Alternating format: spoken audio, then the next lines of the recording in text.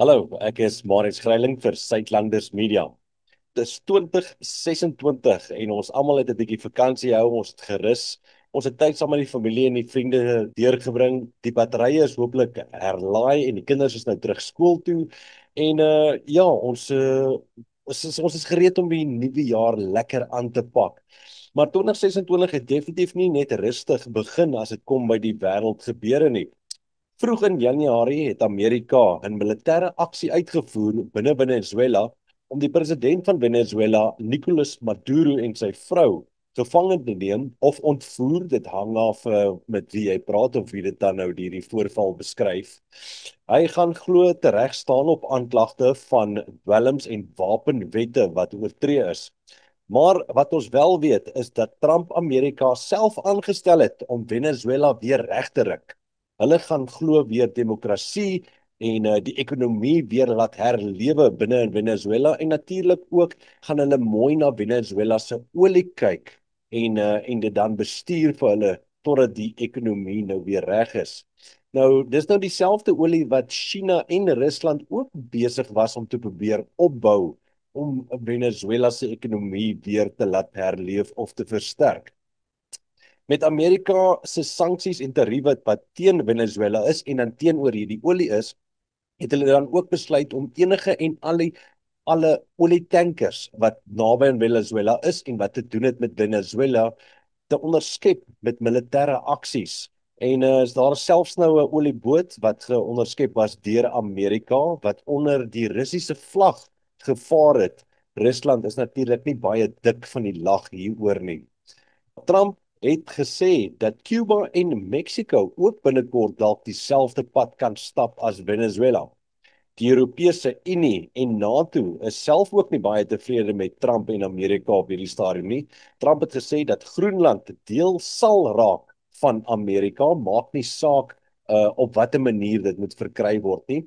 Maar die Europese Unie, veral Denemark, het gesê dat NATO-lande sal teen mekaar begin draai oor Groenland. Dis nou meer spesifiek die Europese lande wat teen Amerika gaan draai oor Groenland. Trump se rede hoekom hy vir Groenland wil hê is want hy is bang China of Rusland gaan vir Groenland vat en dan is hulle te naby aan Amerika.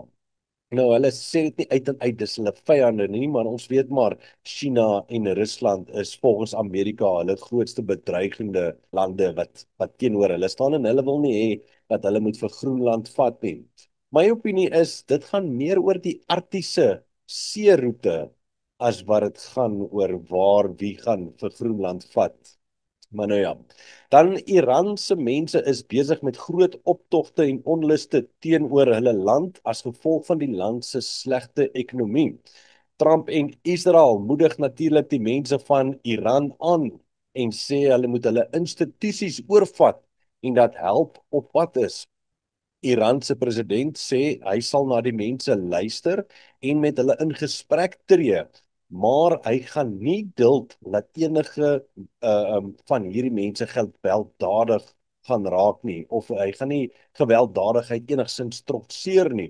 Volgens gerugte is daar al meer as 2000 mense dood as gevolg van hierdie gewelddadige aksies rondom hierdie betogings. Dis nou aan die staat se kant en aan die ouens wat die optogte hou se kant.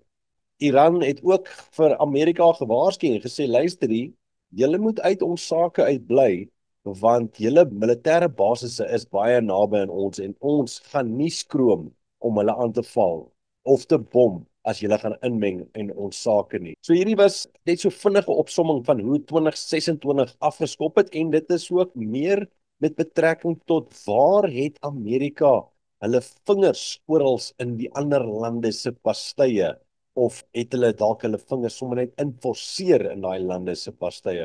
Ek wonder of daar een of ander tyd 'n klein slaguistertjie dalk in een van daai lande se pastye gaan wegkruip waar Amerika hulle vingers wil indruk.